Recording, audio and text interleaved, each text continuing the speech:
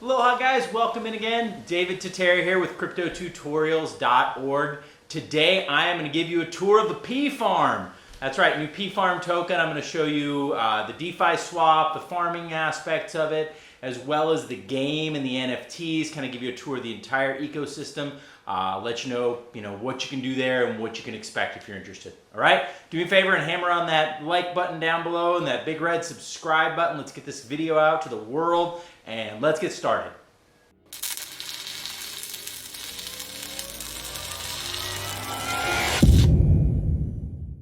Warning, I am not a financial advisor and this is not investment advice. Seek a professional.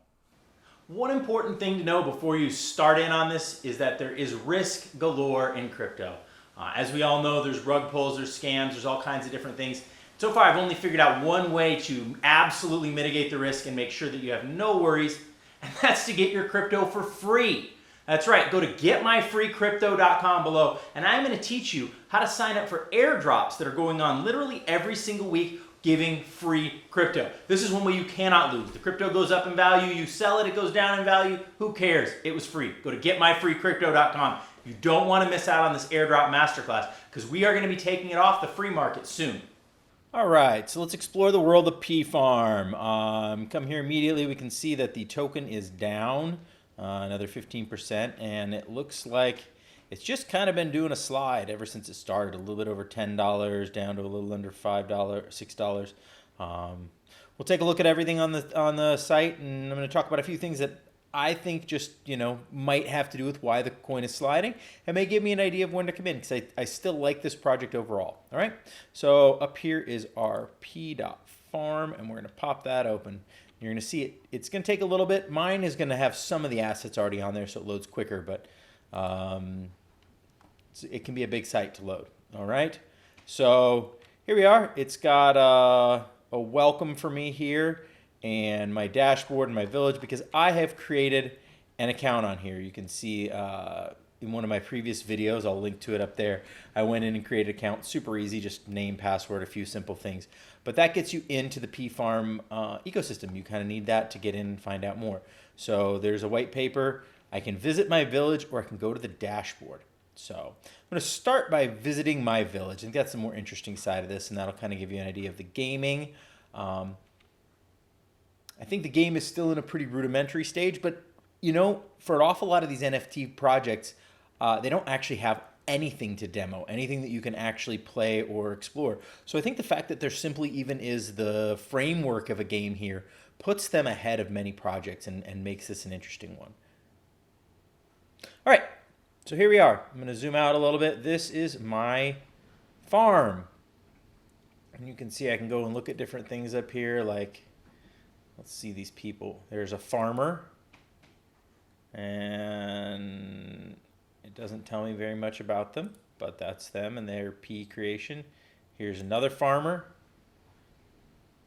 also there and doing their farming thing. What all have I found? There's a few things you can click on. I can click on my house, and then I can find out about these different plants. So I don't have any, but if I should buy some pigs or some cows, or the only thing I show up for is miscellaneous. I have a farmer and a house, and neither of these really do anything in the game yet, because in order to really play this game, you need some pigs or some chickens. You have no animals, and I have no fruits or vegetables. So not a whole lot, not a very exciting farm to begin with, but you can see where the game could grow from here. And the gate is not open yet. It's under development, so I assume there's going to be an entire world outside the farm at some point. Here is a shop. I can go to the store, and this is where I can buy all of these different items. So if I want to buy a cherry, this is 1 pea. So, that I can see buying. I can buy that for 1 pea. The hard part is from there, the prices go up pretty steep. Now we're up to 100 P for 1 chicken. A P, when I looked at it just a minute ago, was $5.55. So you're telling me I have to spend $500 for a chicken? I mean, I got real chickens outside that are a lot cheaper than that. 300p gets you a pig. So that's an investment of $1,500 to get a pig in this game. A calf, 600p. So you're telling me that I need to invest $3,000 for a cow.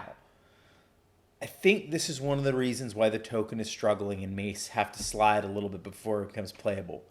You know, if this is a 10-cent token or a 1-cent token, so we're talking, you know, $5, $3, buy a cow, buy a calf, maybe even up to $100, I can see people wanting to play it. But not really understanding what that cow or that calf is going to produce, and not really understanding if I can buy it back or how I get it back, it's awful hard to want to put the money in there. So while I think it's a really neat game and a really neat idea, I think the pricing is way out of line if anybody's really going to play it. But tell me if you're different. You know, if you're in there and you're loading up these chickens, tell me. Because supposedly, you know, I'll show you in a minute, there's another area of this that I can show where it explains to me I should be earning quite a bit of tokens for having these. These are a way of investing your P tokens to farm more. So let's see, how do I get out of here? Is it this? Oh, here, yeah, this is the explanation. If you click on there, it explains to you, you know, that I've got this farm. There's this SPEA, which was a reward token received from the Airdrop program. And I think it's also got something to do, I think you can, when you farm them, you get SPEA, if I'm not mistaken. Buy items, get animals and plants. It's kind of the quick walkthrough. Refresh to put your farm back to the original look. All right, and then a harvest calendar and notification system. Your house, there you can see your property and what you own. You can plant on different areas. You have your cattle over there for your animals. And then there's a level 2 upgrade. You're going to be able to start picking what kind of civilization you have. So I assume the game will go in some cool directions from there. But like I said, the problem really, I think, is that you're talking about, you know, thousands of dollars to buy animals and plants in this game. And that's a little steep for most people starting off in a brand new game like this.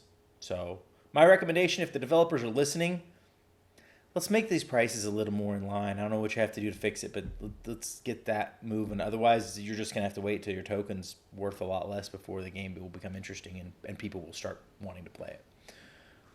There's my 2 cents. All right, so how to get out of here? Let's see. I'm just going to go back. I'm pretty sure that'll take me back to PeaFarm. Yeah, here we go. All right, so let's look down here. Now, if I go into the dashboard, this is another place where it shows all the different assets and things that I have in the game. And you can see my P balance. I do actually have a little bit of P token. I haven't brought it into here yet. It's in my MetaMask. I don't know if I've connected it yet. But like if I go in and get cherries, oops.